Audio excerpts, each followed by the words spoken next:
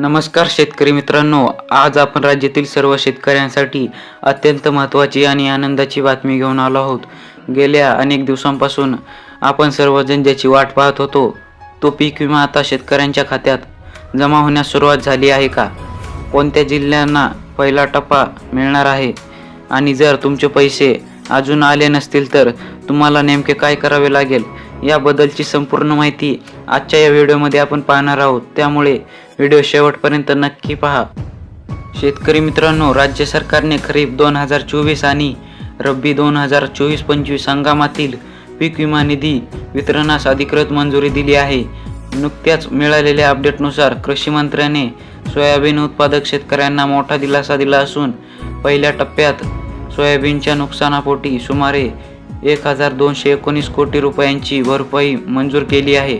यामध्ये विशेषतः ज्या महसूल मंडळात पीक कापणी प्रयोग पूर्ण झाले आहेत तिथे निधी वाटपाची प्रक्रिया वेगवान झाली आहे. आता प्रश्न पडतो की कोणत्या जिल्ह्यातील शेतकऱ्यांना हे पैसे मिळणार आहेत.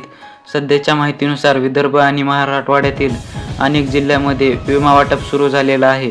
मात्र धाराशिव आणि लातूर यांसारख्या जिल्ह्यांमध्ये काही तांत्रिक तक्रारीमुळे मदत थोडी रखडली आहे.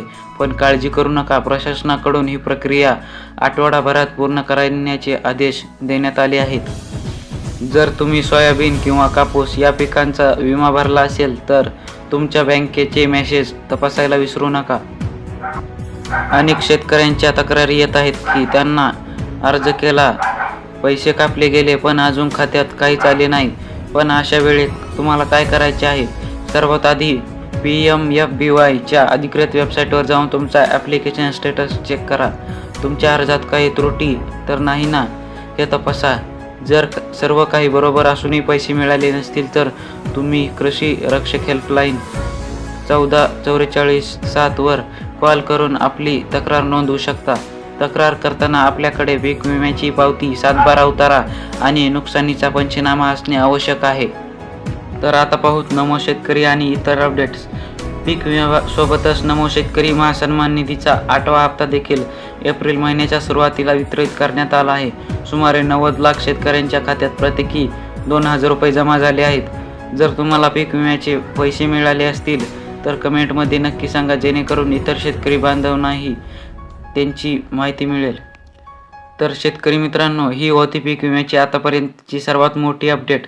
अशाच प्रकारच्या शेतीविषयक बातम्या, सरकारी योजना आणि हवामान अंदाजासाठी आपल्या SG न्यूज 5.0 चॅनलला नक्की सबस्क्राईब करा आणि हा व्हिडिओ आपल्या शेतकरी ग्रुपमध्ये शेअर करायला विसरू नका.